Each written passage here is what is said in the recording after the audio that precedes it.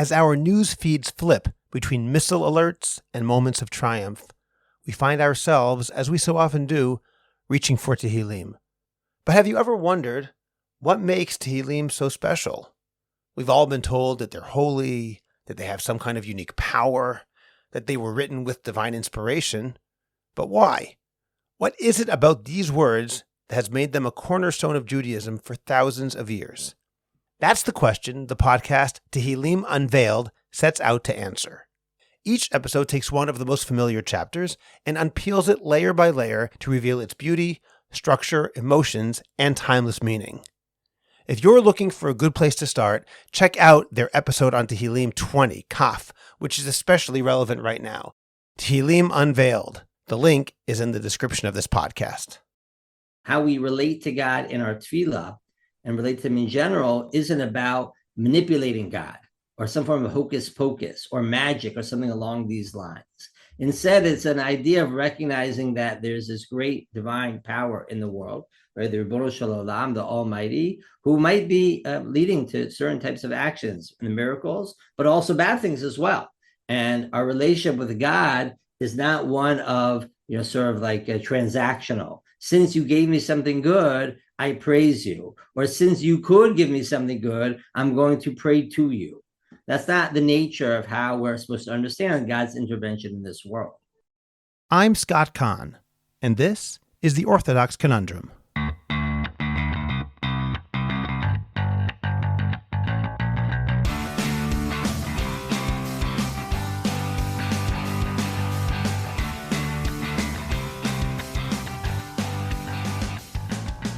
This is The Orthodox Conundrum on JewishCoffeehouse.com. I'm Scott Kahn. In the wake of Israel's amazing victory over Iran last week, there has been a lot of discussion in the Orthodox world over the definition of a miracle. And that, in turn, leads to the question of whether it's appropriate to pray for things that lie outside the realm of the likely. The 9th parak of Masechet Brachot explicitly says that praying for something that has already taken place is a tefillat shav, a worthless prayer. One of the Mishnah's examples is if someone is walking on the road and hears a cry from his town. If he then prays, "May it be your will that that cry not have come from a member of my family," the Mishnah says that that prayer is worthless. It already happened. But there's a difference between praying for something that already took place and praying for something that's very unlikely. And it's crucial that we learn how we should pray in circumstances like that. For example, if a doctor says that a person's disease is incurable, does that mean that it's inappropriate to pray for that person? Is there ever a point when a sincere believer needs to give up hope and pray instead for a person's comfort, or is it never too late to pray for recovery? If someone is about to be tested for a particular medical condition, is it wrong to pray for a certain result given that the patient is being tested for a condition that he or she already has? How about praying for a particular result in a democratic election? Then there are the various halachic and hashkafic issues that are associated with a misunderstanding of prayer. When can prayer become a type of magic instead of the fostering of a relationship with God, and how can that be avoided? Can't there be real benefit to praying even in hopeless cases out of a sincere belief that God can do anything? How do we pray without treating God like a machine? We're saying the right formula will make a particular result more likely. Does excessive reliance on prayer risk becoming a substitute for human responsibility? Or does prayer help to foster greater effort on our part, for better or even for worse? In order to address these and other questions, I was honored to welcome Rabbi Shlomo Brody to the podcast. Together, we explored how to balance hope with faith and faith with realism, and how to maintain Emunah, faith, without falling into magical thinking. We'll get to our conversation in a moment. First, remember to subscribe to the Orthodox Conundrum podcast wherever you get your podcasts. Please rate it and write a review. Continue the conversation on Facebook by joining the Orthodox Conundrum discussion group. Subscribe to my Substack, Orthodox Conundrum Commentary. Check out the link in the description of this podcast to get your free subscription today. Finally, in 2025, the best way to promote your organization, your business, or yourself is to create a high-quality podcast, and JCH Podcast Productions can help you make that happen. Whether you want to learn how to start your own podcast or want to improve the podcast you already produce, we will make it happen. Write to us at aliza@jewishcoffeehouse.com. That's ALIZA @jewishcoffeehouse.com. And let's get started with your high-quality, memorable, and effective podcast. Rabbi Dr. Shlomo Brody is the executive director of Emunah, an organization dedicated to helping Jews navigate aging, end-of-life care, and organ donation by providing educational resources, halachic guidance, and advanced planning tools. Previously a senior Rebbe at Yeshivat HaKotel, he is a columnist for the Jerusalem Post, and his writings have appeared in many popular and scholarly publications and were cited in Israeli Supreme Court decisions. He is the author of 2 award-winning books, Ethics of Our Fighters, A Jewish View on War and Morality, and A Guide to the Complex, Contemporary Halachic Debates, a National Jewish Book Award winner. A graduate of Harvard College, he received smicha from the Israeli Chief Rabbinate, an MA in Jewish philosophy at the Hebrew University, and his PhD from Bar Ilan University Law School. Rabbi Shlomo Brody, thank you for joining me again today on the Orthodox Conundrum podcast. Great to be back with you. Today we're going to be speaking about prayer, its uses and misuses, and in particular, I'd like to talk about praying for a miracle, praying for things which are very unlikely. And this is especially pertinent now, having just come at the end of, God willing, a war against Iran, which went perhaps better than anybody had right to expect. A lot of people would suggest that we've lived through a miracle or living in miraculous times. And the question becomes, when are we allowed to pray for that kind of thing? What are we allowed to pray for? I'll preface it by saying that the Mishnah in Masechet Brachot in the 9th Perek says that something which is logically impossible, such as praying for something that already happened, is not a valid prayer. So if someone, for example, hears a cry in a city and then prays to God, may that cry not have come from my house, basically go in a time machine and erase what happened, the Mishnah says that that's not a prayer. That doesn't work. So we know that logical impossibilities are not something we pray for. That leaves a lot of room for other things that might be very unlikely, but not logically impossible. Let's open up by talking about the definition of a miracle. So, Rabbi Brody, can you help me define the term miracle, a nes, in the context of Jewish prayer?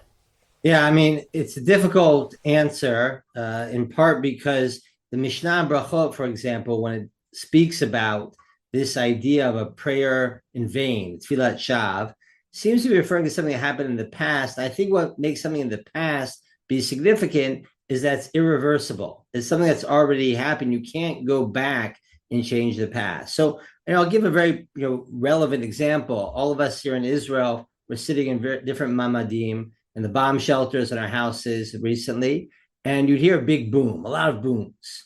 Now, at that moment, what are you praying? So if you pray, I hope that's not over my house. I hope that's not over my city, right? Whatever it is, well, that explosion already happened. So in that respect, you can't really be praying for that thing not to be here in this area because, well, it was either there or wasn't there. Now, you could be praying for the future, right? You could be praying that whatever fallout happens from this bomb shouldn't harm someone, or whatever fallout, if someone did get harmed, they shall refuah shlema, right? Thinking about the future. And so that's sort of the paradigm established by the Mishnah. And I think that the key element here isn't necessarily just like it's illogical or irrational. I mean, rationality is hard to define in this sense, but it's something that's irreversible, that goes against the natural order. That seems to be really what the key factor is, going against the natural order. It is miraculous in the sense that the natural order wouldn't provide for this to happen. Now, if you think about miracles that go on that we see, so you could say, oh, it was a miracle that Israel was so successful in 12 days. It was a miracle that we didn't lose any fighter pilots over Iran. Now, the question is what you mean by miracle in that context. You could explain this, right? We could explain very clearly on a military strategic level how this happened. It doesn't mean that we don't think that God isn't behind it, or we can't attribute to that. The same way we believe that God is the one that causes the sun to rise in the morning, even though we know exactly how that happens and why that happens. So I think that that's part of the trick here, is to figure out, well, when we're saying it's problematic to pray for something, particularly for a miracle, in the sense that it's irreversible and it goes against the natural order. That's very critical here. And I think the focus is much more on our prayer. We don't want our prayer to be that way. Well, I think there's a lot to say about that particular point. In terms of the first issue, irreversible, it might be more common than we often realize. Let me give you an example of something which I often hear. Someone will be going in for a medical test, and I'll hear people say, please pray that it goes well. In my mind, that skirts the difference between praying for something that already happened and praying for the future. If I'm praying that the test shows that everything is okay, that's actually tefillat shav, because the test is checking for something that already happened, meaning does this person, for example, have cancer or not have cancer? That already happened. The question is, does it exist in the person's body or not? If you say, please pray that the test is accurate and they can find a good treatment for whatever it is, should there be a need for it, that's very different. But I think that's a common example of praying l'sha'avar for the past that people don't even think in that way. Yeah, it's a great example. It's a little bit tricky here in the following sense. There is a machloket in the Gemara that talks about this, Gemara and Tanit, about things that are samui min ha'ayin, things that are not seen, that are not known. And so you could say, well, what is it that we're saying that we can't reverse? Is it something which the philosophers call ontological uncertainty? I'm going to explain what that means, meaning that in reality, right, the actual reality is it's not hasn't developed yet. Well, you could say the cancer is either there or it's not there, but we have what's known as epistemological uncertainty there. We don't know of it to be there. So is it still problematic to pray for something which you in reality is there or not there, but it is not known to us one way or another? And that skirts the line a little bit in terms of that type of question. It's a great example that you give. If you're going for the test, there's a reason why you're going for the test. And you say, pray for me the test goes well. So I think that the proper response to that is, well, we should pray for you that you have good health. Right, whatever that looks like in the future, right? And that could mean that there's nothing there. It could mean that there's something there, but we're able to treat it. And that's something which you could just be more generic about, as opposed to saying, well, it's not there. There is a school of thought, I don't want to deny it, which says that if you don't know of something, even if it's there, but you don't know of it, you can still pray for it. Because as far as you're concerned, this is reversible because you don't know of it. And I think that's dangerously sort of skirting the line here. And I think theologically, it's much better, much more appropriate to say, okay, we're going to be praying for something a little more generic about good health. I guess on some level, it sounds like we're almost getting close to Schrodinger's cat, that until we know about it, we don't necessarily have a determination whether that exists or not. I realize it's not that, but it sounds a little bit like that to me. Totally. And by the way, there are some people who say, like, don't test for certain things in utero. Right? And there's a babe with a fetus, leaving aside the issues of what we do with that knowledge, with abortion, not all those debates. But the idea that they have here is that, well, you can still pray for the health of the fetus because you don't know of it. Right? Or even election results, like a classic Israeli example, 1995, Peres versus Netanyahu. And people are praying after 10 p.m., after the vote goes in for whatever candidate they wanted to win, under the belief that since we haven't counted the votes yet, the votes can still change, right? And that was how they explained how the polls got it so wrong that year, the exit polls. Well, I think all of us now understand that exit polls is an inexact science. For the last 30 years, we've learned that. But it's the same idea. And then once again, I think in that case, you should be praying for the good welfare of the state, that the leaders should have a lot of wisdom, as opposed to saying that the ballots should change once they're in the ballot box. I mean, that concept of samui min ha'ayin, something which you don't see, you can still pray about, that seems to go against that Mishnah which I just mentioned. The other example given in the Mishnah is, I pray that this baby, the fetus, should be a boy. And the Mishnah says, well, you can't do that. Admittedly, the Gemara qualifies it a little bit, but nevertheless, the basic point is, you can't know if it's a boy or a girl, at least back then you couldn't. And yet we say, you can't pray for that. It already happened, even though it's something which is hidden from the eye. Yeah, no, there is, I think, here a little bit of different strands in Chazal on this issue. In fact, there's a Medrash Rabbah where someone just says, yeah, you can pray for the gender to change up until the baby is born, right? There is such an opinion out there, the Amoraim, but it's not the dominant opinion. The opinion that's brought down, La Halacha and Shulchan Aruch, says you can't pray for something that's irreversible. The Samui min ha'ayin issue, though, is a little bit complex in the following sense. We do have a notion of hidden miracles, which I think is a very powerful concept, that there are certain things that happen that we don't realize are miracles, but are something that develops unknown to us, but we perhaps could explain afterwards, but we still feel like this is something which comes from God. And I think it's important to understand this concept. And once again, let me give a recent example. Beersheba, the Soroka Hospital, had a direct hit, which 24 hours beforehand, they decided to evacuate that ward, which literally got the direct hit. Now, if they hadn't made that decision, 100 people could have been dead, right? It would have been a really mass casualty incident. And now, whatever, a couple people had scratches. I mean, it's insane, right? It's insane when you think about that. And I certainly think about this as min hashamayim. This is some form of hidden miracle, I think, which we should attribute and give Shavach V'Hodah to HaKadosh Baruch Hu for that. But I could certainly explain that. I could explain what the rationale was for why they evacuated it. And I could explain what the hishtadlut there was. And so I do think that there is realm to say that it's not a contradiction to say we're going to do our hishtadlut, we're going to do what we can do in a rational order, in order for health or whatever other public welfare, whatever it might be. And we can give thanks and praise to God in the past for saying that, this is something which he did. But that doesn't mean we should be praying for it and as if it can be reversed. That's sort of the point about the tefillat shav. Then let's move into that other point you mentioned about things outside of the natural order. And I don't know what that term means. Meaning, there's such a thing as frogs suddenly appearing all over the land of Egypt, or the sea splitting, which I suppose we can explain in a natural way, but most people would say it's what we call an overt miracle, a nes nigla in the most obvious sense. And then you have Israel defeating Iran in 12 days using superior technology, using superior intelligence. The fact is that remains, I believe, miraculous in the sense that a country of 10 million people was able to defeat a neighbor which is hell-bent on its destruction, has been for 40 years, has 9 times the population, 75 times the land space, greater natural resources in oil, and yet the little guy somehow is the stronger of the two and much stronger. It's a miracle, but it's not like splitting the sea because it's not necessarily outside the natural order in the same way. I don't even know what the word natural order means then. Could you help explain what that means? Well, it's a little bit complex, you're right. But I think that the idea that we're talking about here is that something that works outside of the regular rules of cause and effect. Right? Or is the frogs appearing from somewhere, nothing caused that and brought that effect to it. As opposed to, let's say, the strike on Iran or the miracle of the victory of the Hashmonaim, wherever it might be.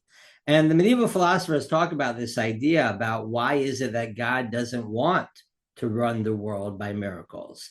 And one of the points that they make, Rav Sadigo makes this, Rav Yitzchak Aramah, Akela Sitzchak says this, and others, is that God desires for a world that operates through the natural order, because that's what makes possible good behavior or wise behavior and free will, and the whole notion of reward and punishment.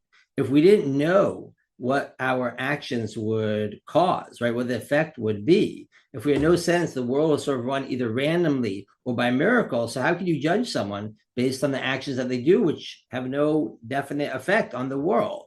And so part and parcel of what it means to have a Torah, part and parcel of what it means to have obligations is this idea of understanding that there are causes and effects in the world. And that, I think, is sort of how we understand the natural order. Now, of course, we learn things over time about science and how nature works and, right, the natural order and cause and effect work. So there have been mistakes over the years, particularly when it comes to health, but other areas as well, in terms of our understanding of these types of the cause and effect of causation.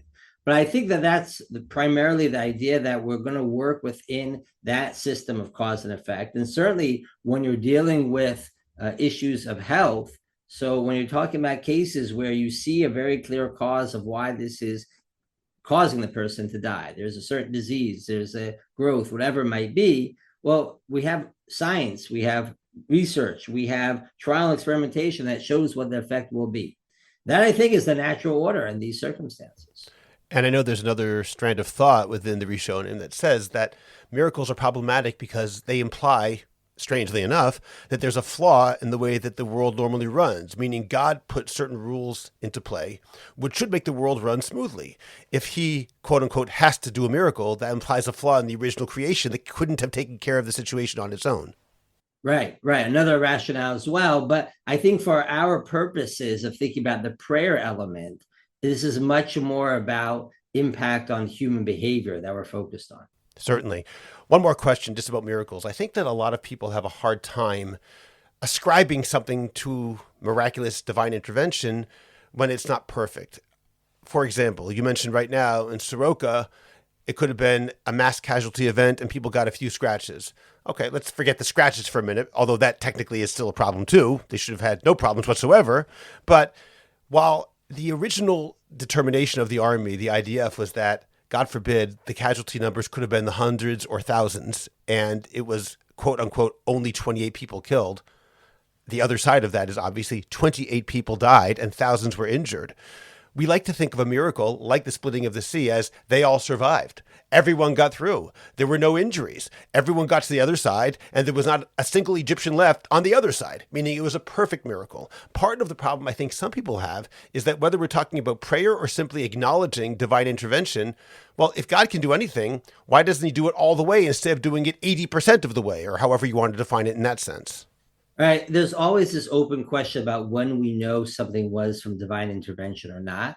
And I think that part of the way we have to think about this is that, well, it might be that this is some form of divine intervention for which we give praise, right? But you're right that things aren't always complete. And I think in this respect, the other elements of the mission that we started off with, Masechet Brachot, are very relevant, because right after this idea of not praying in vain, right, this prayer for irreversible things happen in the past, we have a notion of saying that you give blessing, you mavarech, right, for the bad just as you do for the good. And I think that that's a part and parcel of an understanding of saying that how we relate to God in our tefillah and relate to him in general isn't through just what we want. It's not prayer and specific, but our relationship to God in general isn't about manipulating God or some form of hocus pocus or magic or something along these lines. Instead, it's an idea of recognizing that there's this great divine power in the world, right? The Ribbono Shel Olam, the Almighty, who might be leading to certain types of actions and miracles, but also bad things as well. And our relationship with God is not one of, sort of like a transactional. Since you gave me something good, I praise you. Or since you could give me something good, I'm going to pray to you. That's not the nature of how we're supposed to understand God's intervention in this world. And I think that Chazal already acknowledged that reality in the not often discussed aspect of Yetziat Mitzrayim, according to Chazal, when they tell us that 80% of the people didn't make it out. We don't talk about that too much. I mean, obviously it's in Rashi, and however we understand what they're actually saying in a literal sense is a different question. But I think that point might be there, which is that even in the ultimate example of God's power, we say, right, only 20% of the people were actually saved. I think that might be an implicit message of Chazal as well.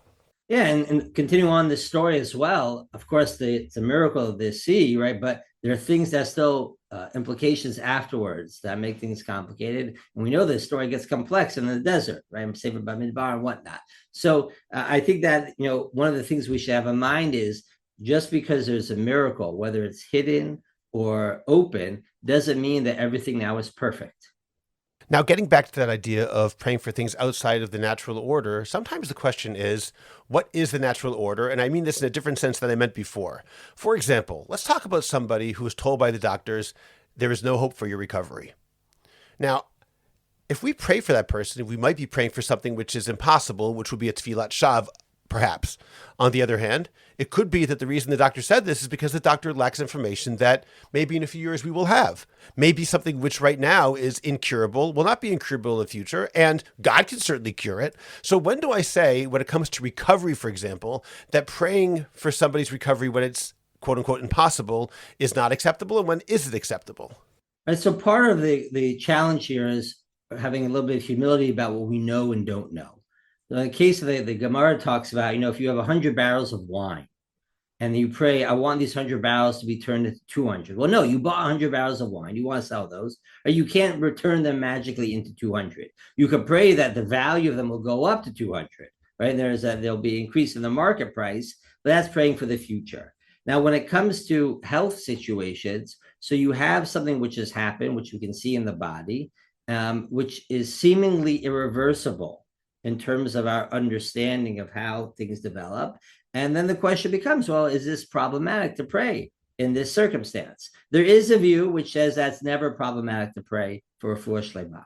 And part of the answer that they give is that, first of all, God is the Machayim Meitim, And so too, he always has this power. And this is the idea you see in the Bialy Rebbe and a couple others as well talk about this notion. But it seems quite problematic when the fact is that you look in Chazal and you see times, particularly in the Gemara Nedarim, which talks about when a person's suffering and terminally ill, we actually pray for them to die. It's straight up, it's very direct. And that being the case, there's a big range here of potential responses here, from praying for a miracle to praying for the person to die because of the suffering that they're undergoing. I think that the phenomenon of not knowing for sure always how this is going to develop, because mistakes can happen or surprises can happen, leads us to a little bit of humility in terms of how we pray. In terms of, I think also sometimes we just pray for rachamim. That's a suggestion that many poskim talk about, particularly in these situations, particularly when someone is suffering. And that we pray for rachamim in these circumstances, and God will decide what those rachamim are. But Scott, I think it's important to think about when we talk about there's no hope, what does that look like? So you can have a situation where someone has a very sudden change in their health. So we have classic cases, right now we've seen in the war, soldiers wounded in the battlefield, he's bleeding out, and they get him into the OR within an hour because the chovesh is amazing, the helicopters are there, and we were able to save him. I mean, the person, you could say, was on the brink of death, and yet we're able to do it. Same thing, by the way, with like CPR. I mean, CPR, the heart is stopped. That's literally, right? So bringing someone back in some form, but it's something which happened quickly, and it's something that is reversible in this respect.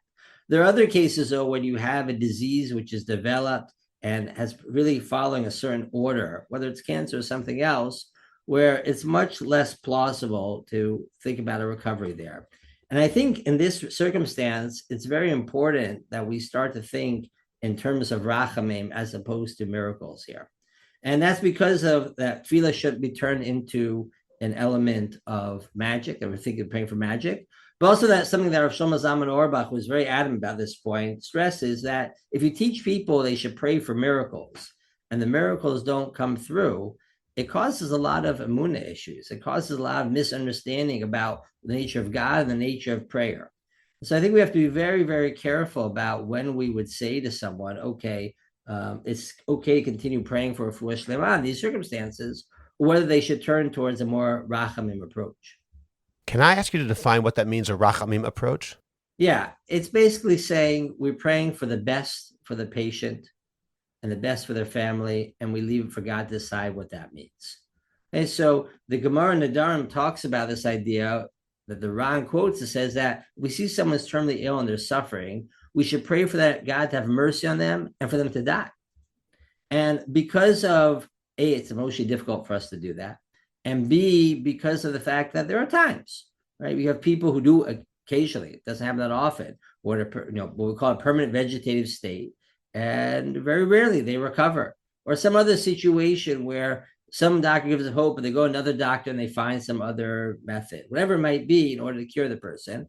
So we say we're not going to pray for rachamim for the person to die, but instead we just say, God should have mercy on them. What does that look like? Maybe that's recovery. Maybe that's death. Maybe that's just good palliative care and they are less in pain.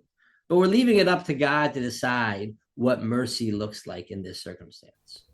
Well, in that case, shouldn't every tefillah be that? Meaning, no matter how sick the person is, wouldn't that be the best prayer? Hashem, do what's best for the patient and for his family. And that's that. How could that ever lose? Meaning it almost is like, I don't mean it's a cop-out. I understand what you mean, but on some level, that takes every other tefillah and makes it secondary to that one. No tefillah could be as good as that one. God, you do the best thing for them.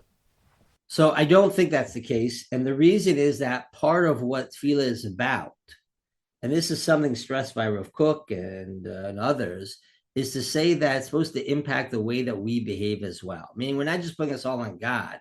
We're also trying to do what we can in order to help the person.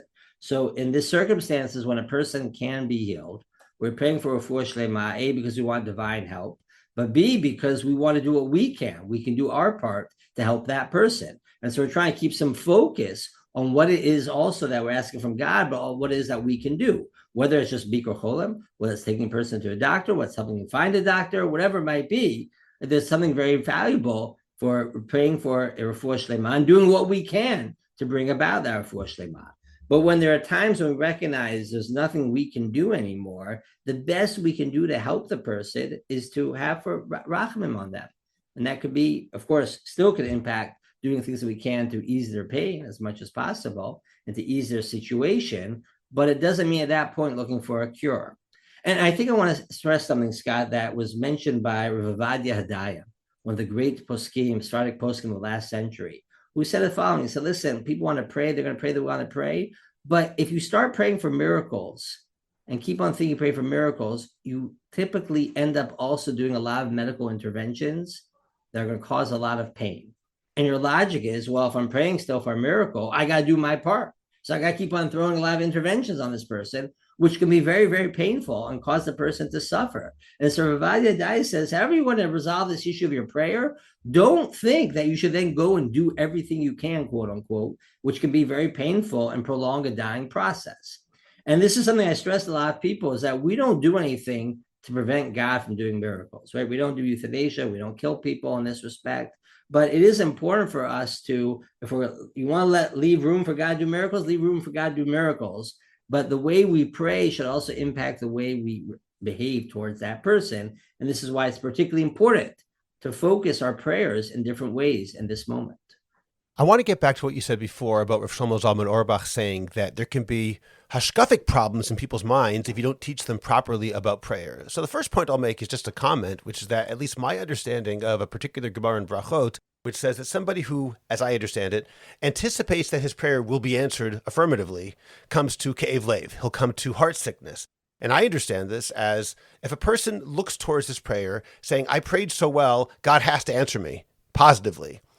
That kind of thing almost undermines the prayer itself because it turns it into, as I see it, an objectification of God, back to what you talked about earlier as a transactional type of thing. Well, I gave you this, God, now you have to answer me. And that objectifies God rather than acknowledging that God is the ultimate subject with a capital S. He can do whatever he wants. He allows us and encourages us to have a relationship with him, but we have to say it still is on his terms, and he's going to do what he wants to do as the Dayan Hayamet. In the end, we can give our input, but almost Lavdil, but the way Abraham Lincoln is reputed to have taken a vote of his cabinet and everyone voted against him, he was the only one who said yes, and he said the ayes have it because his ultimately was the only vote that really counts. I think that's an important hashkafic point to understand, which is that no matter how well we daven, the choice remains God's, and we have to always make sure people understand that. Yeah, I mean, there's a few elements to that Gemara and to this idea, one of which, of course, is not turning prayer into magic and something that we feel like we can manipulate God. There's also an element of humility, this idea of saying that individuals don't pray for miracles on their behalf because of what makes you worthy of it. And maybe, there is a little bit of discussion. Maybe we could pray for miracles for the community, for the nation in some form or another. Maybe there's hidden miracles, open miracles, but we didn't do it for the individual because of an element of humility. Rabbi Shlomo Zalman is quoted also as telling people, sometimes they have these prayer gatherings. We're all going to storm the heavens. And this was like, something that he was very concerned about because he felt that you bring all these people out, they come and pray together, and then nothing happens good from it. And it's sort of like, well, what was the point of that, right? And this is causing a lot of harm to people. And one of the stories they tell about him is that one of these big gatherings, and he gets up and says, we're saying one paragraph of Tehillim. That's it. It's so interesting you said that, and I don't know if you'll agree with this particular point, but personally, I've always been very uncomfortable with those calls to storm the heavens, that phraseology, almost implying that, what do you think is going to happen? Meaning, when you storm the heavens, you're going to go and take God and shake him by the shoulders and say, you have to do this? That's not how it works. That's not really prayer. We can beg, but almost it sounds like we're insisting, and somehow if we storm the heavens, that has a greater chance of working on some level. I just don't know hashkafically how I fit that into my overall Weltanschauung. I've never really liked that terminology. Yeah, it's not probably the best terminology, but we should be careful here on the one hand that there is something very powerful about the notion of prayer.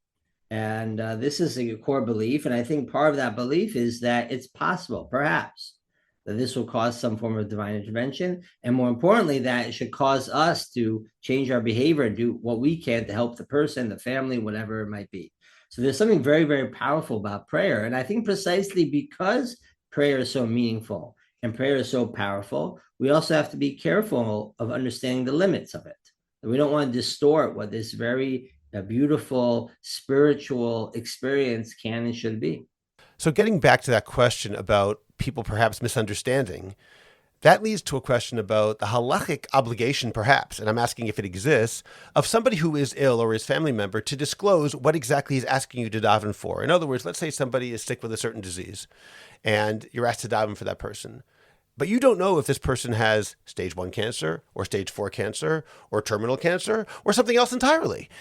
Is it important that the person praying be told what exactly is the situation so that he will not fall into a case of despair, or that he knows what to daven for?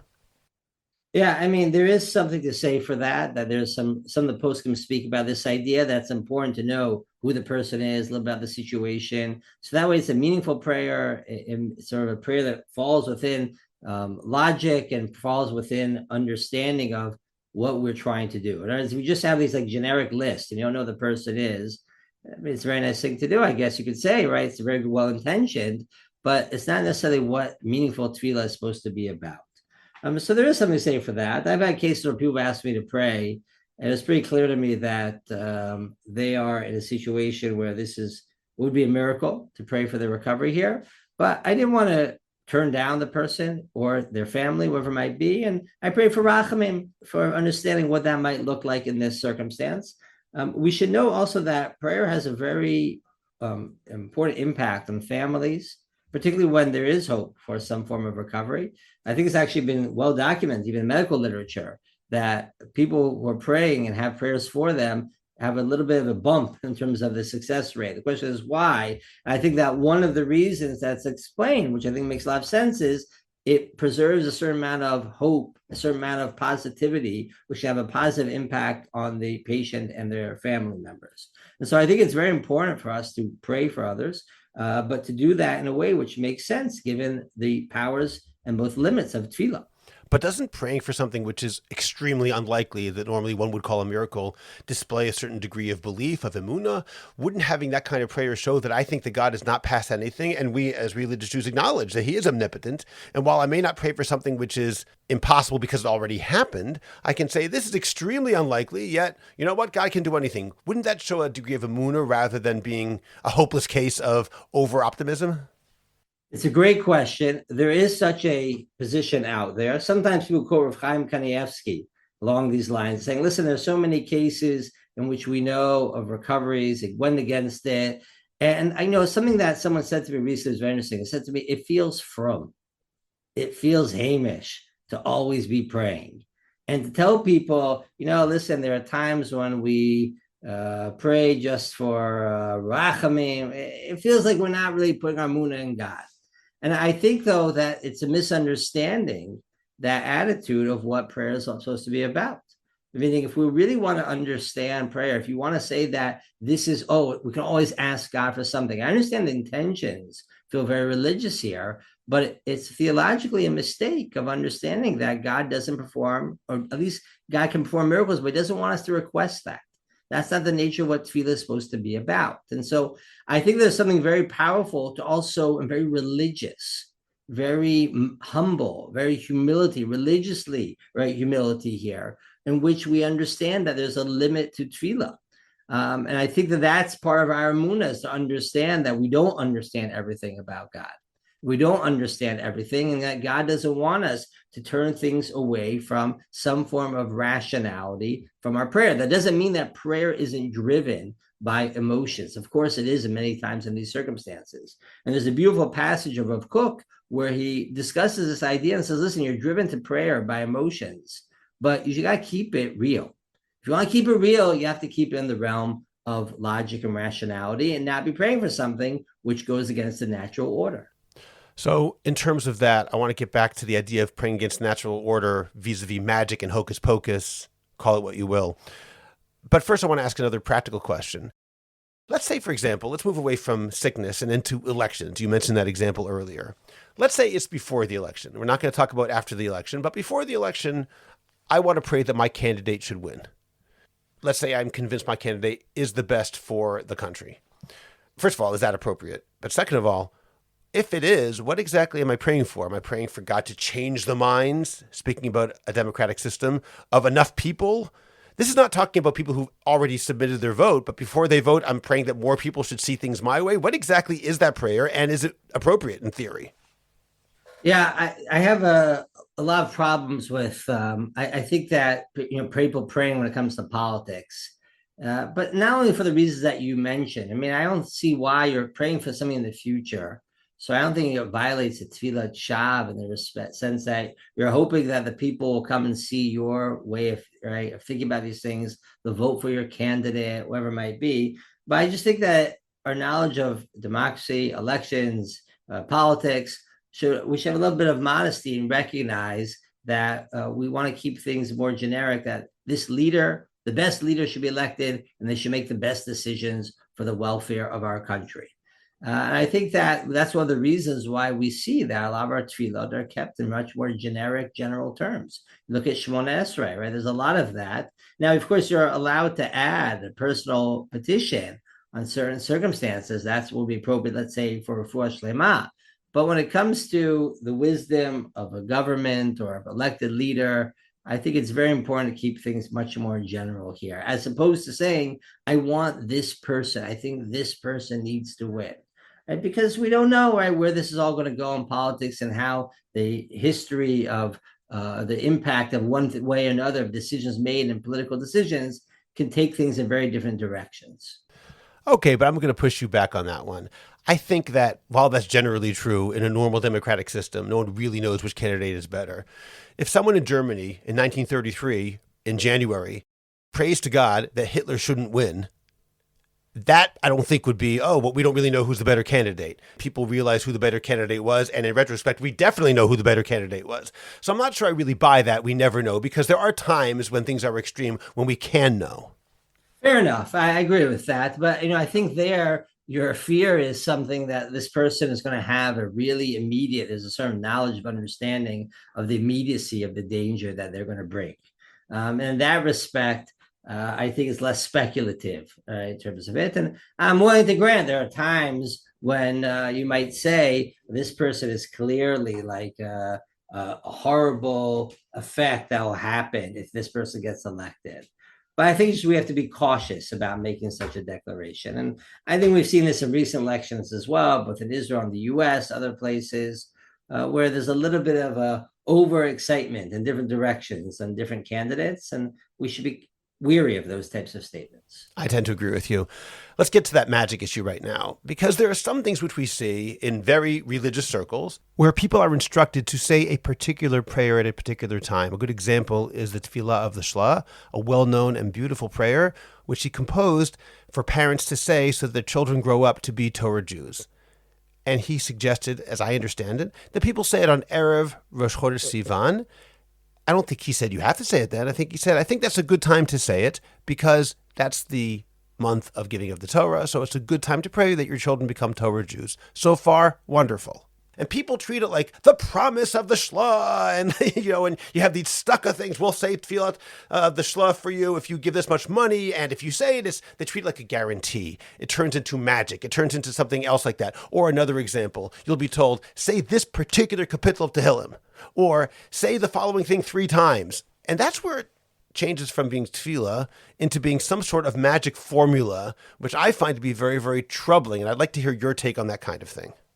Yeah, there's a fine line here between meaningful tefillah as opposed to something which is hocus pocus and you might call skula related or something along those lines. And I'll give you an example, actually. My great-great-grandfather was a man named Rabbi Yehuda Rosenberg, who was a big Talmid Chacham, wrote a lot of interesting svarim. But the sefer that keeps on getting reprinted, has a beautiful cover now, is a sefer of skulos called Rafal Hamalach. And I have that. Say, you haven't. Well, I wish I had. I don't use it, but I have it as a curiosity item. Yeah, I wish I, had the rights for that book because it's selling like, hotcakes. It's amazing. And I'd say that, give an example you gave of the tefillah shlah, beautiful tefillah. I say it as well. I think it's very powerful. I think it's a beautiful, beautiful tefillah. But I say it's powerful because I feel like it reflects our inner hopes and what we want to have with our children. It doesn't feel powerful to me because this is a guarantee to work. People say your kid's off the derech. Okay, say tefillah to shlah 3 times, at 7 a.m., 12 p.m., whatever it might be. Like, it just gets ridiculous. Again, that becomes the element of where you feel that things are very manipulative. In general, in the Rishonim, you see a little bit of a weariness about using Torah as some form of cure or as some form of healing element. The Rambam actually is pretty explicit on this based on the Gemara, which says that we don't say divrei Torah, which seemingly include Tehillim, for the sake of refuah. And yet the Minhag Olam has gone different directions, and there are a lot of different explanations for this. I think the best one is offered by the Meiri, who says that, well, when you're doing natural means, whether it's to educate your kids properly or to go to doctors, whoever it might be, and you're adding also tefillah to this as well, that's the proper combination of both hishtadlut, of real physical efforts, as well as spiritual involvement, engagement in this. And so I think that we have to be very weary of a certain type of false piety, which comes about. And, I know that feels very Hamish and firm sometimes. We're going to say it a certain number of times, and this is going to cause a refuah or parnasa, or whatever it might be. It gets into the realm of a little bit of not just darchei mori, of some form of hocus pocus, but also just a misunderstanding of what tefillah is supposed to be. Yes, we hope that God will help us. We pray for God to help us. But we also have to do our shtadlut and whatever it might be, whether educating our kids or health and whatnot. And I think that's a very actually modest and humble religious outlook, which I think needs to be adopted more by people. I'm not going to deny, of course, that there's not a whole literature of segulos about doing X, Y, or Z in certain times. Certainly that's a trend. This is a long-standing machloket. But I think you see a lot of these things. I get these robocalls, donate, X number of shekels or dollars, whatever it might be, and you'll get Yeshuas for this or that. And someone's going to say a prayer, this kever, this time, whatever it might be. It's weird to me. Like, why does anyone think that's what God wants?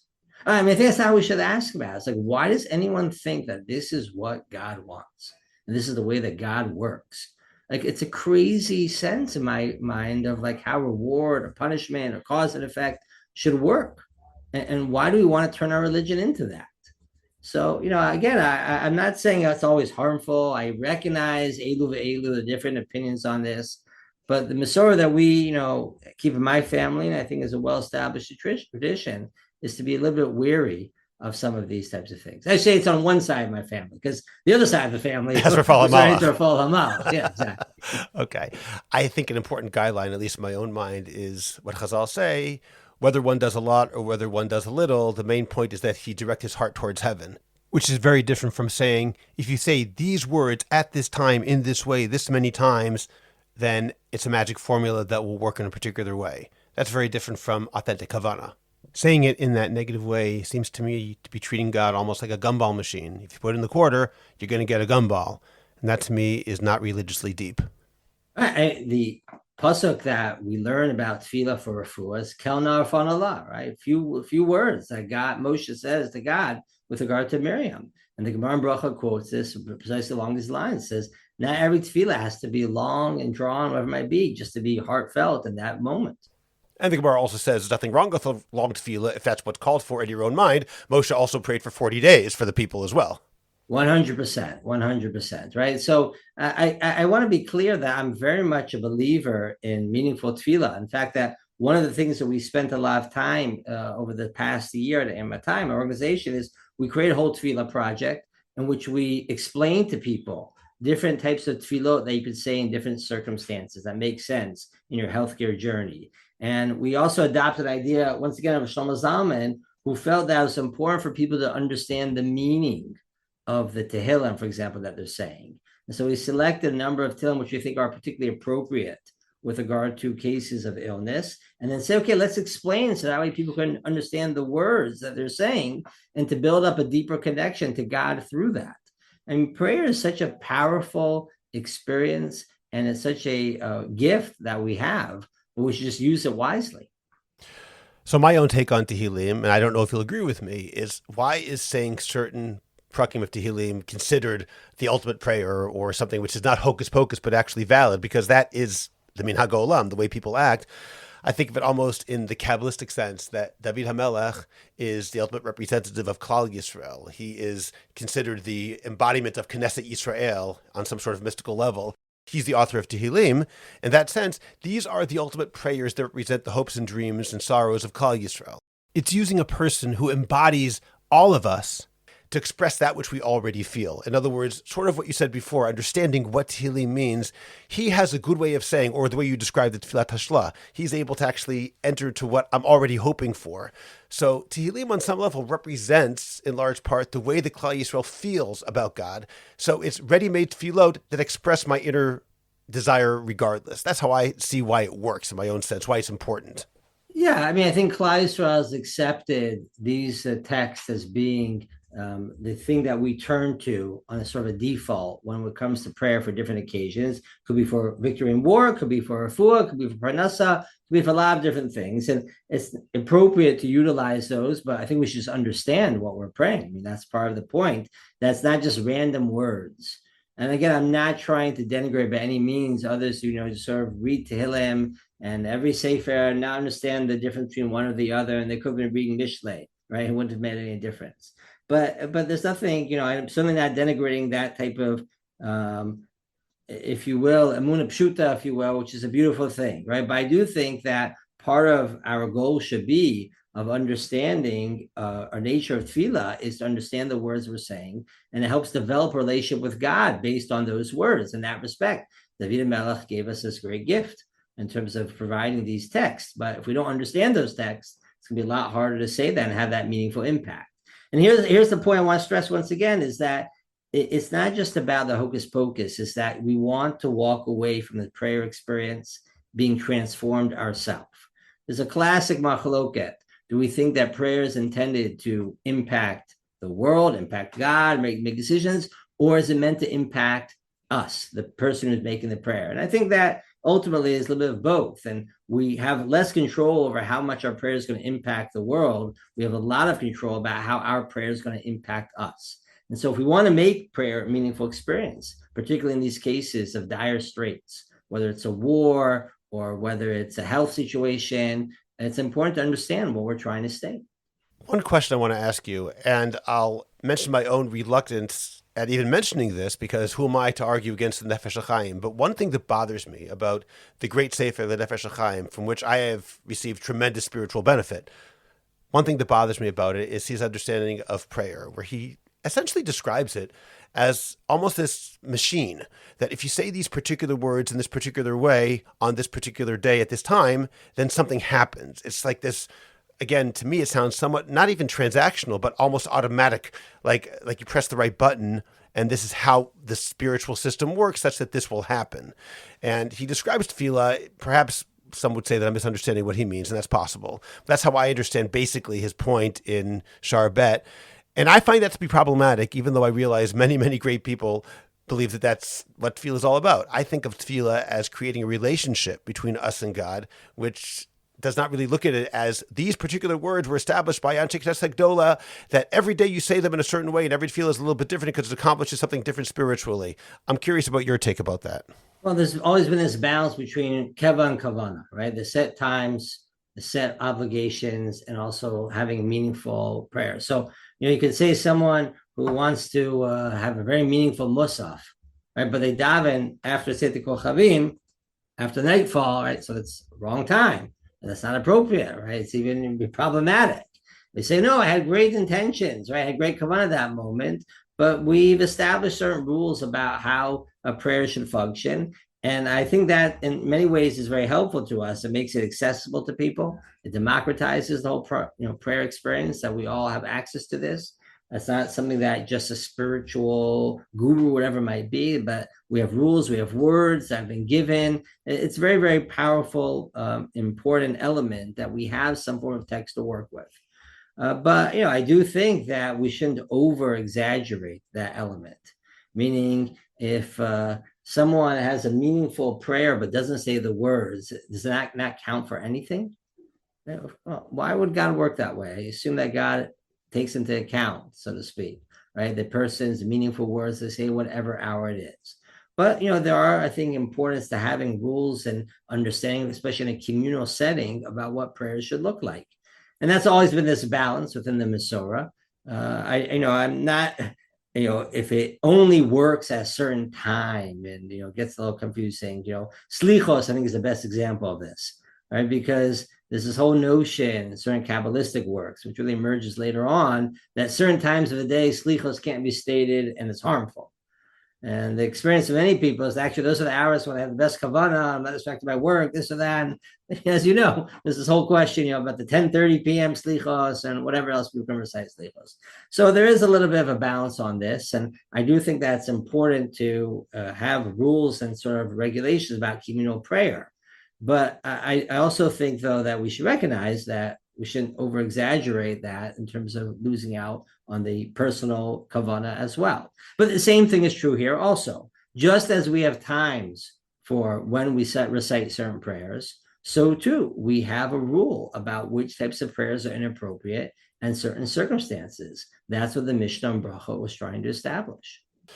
Over Shabbat, I was reading a piece by Rav Shagar explaining a piece by Rabbi Nachman of Breslov, essentially saying that life is about balancing the drive for the infinite, the drive for Ein Sof, for, frankly, anarchy, that's his term, to go and have no boundaries, going completely in that direction in a spiritual sense, and the tzimtzum, the need to relegate it and hold it back into certain areas. And he talks about that balance. Both are necessary. That if we only had the holding back, if we only had the form, it would have no content. If we only had the content, it would be pure anarchy. It wouldn't go anywhere and nothing would get accomplished. And I think that's essentially what you're saying right now. Yeah, there's some real importance to that. It's a real gift to have the prayer book, all right, to have this tefillah, which Anshe Knesset Gdola and others have established over time. But the same way is that they're also part of the rules about thinking about miracles is the understanding that there are rules about this as well. And I think that, like you said earlier, people feel like it's very religious to always pray to God, to always think that God can do things. But it's true that the God can do a miracle. I mean, the Vilna Gaon actually makes this point, and many others as well. God can do the miracle, but the rules he gave is that we don't pray for miracles. And I think for all the reasons we mentioned beforehand, for humility, for hocus pocus, and ultimately because of this idea that our tefillah has to be related to what can be done in this world by us and not just by God. Okay, I think that's a good place to stop. We could continue this conversation for a very long time, but there's a lot to think about here, and I've certainly gained a huge amount. So Rabbi Shlomo Brody, I appreciate your joining me today. Thank you so much. As our news feeds flip between missile alerts and moments of triumph, we find ourselves, as we so often do, reaching for Tehillim. But have you ever wondered what makes Tehillim so special? We've all been told that they're holy, that they have some kind of unique power, that they were written with divine inspiration. But why? What is it about these words that has made them a cornerstone of Judaism for thousands of years? That's the question the podcast Tehillim Unveiled sets out to answer. Each episode takes one of the most familiar chapters and unpeels it layer by layer to reveal its beauty, structure, emotions, and timeless meaning. If you're looking for a good place to start, check out their episode on Tehillim 20, Kaf, which is especially relevant right now. Tehillim Unveiled. The link is in the description of this podcast. Subscribe to the Orthodox Conundrum podcast wherever you get your podcasts, and please rate it and write a review. Please visit jewishcoffeehouse.com for other episodes of the Orthodox Conundrum, as well as many other great podcasts, including Intimate Judaism, The Maimonides Minute, Chochmat Nashim, The Francisca Show, and Let My People Eat. I'd appreciate it if you go to Apple Podcasts and rate and review the Orthodox Conundrum. It takes literally 2 minutes. It's just giving a certain number of stars and writing 1 or 2 sentences. Please like the Orthodox Conundrum podcast on Facebook and join our growing Facebook group, the Orthodox Conundrum Discussion Group, where you can feel free to discuss issues in Orthodoxy in an honest and friendly environment. Finally, do you have a message that needs to get out? Do you want to promote your business, your organization, or your cause? The best way is by producing a podcast, and Jewish Coffee House can make it happen. I have experience producing hundreds of podcasts, both for myself and for satisfied clients. Whether you want to learn everything you need in one day, or relax and record and let me do the heavy lifting, Jewish Coffee House Productions will work with you to make it happen and make it even better than you imagined. Let me help you today. Write to me at scott@jewishcoffeehouse.com or go to jewishcoffeehouse.com, click on productions, and sign up for a free consultation. Make your voice heard, promote your cause, sell your product, and engage an audience now. I'm Scott Kahn. This has been The Orthodox Conundrum on jewishcoffeehouse.com.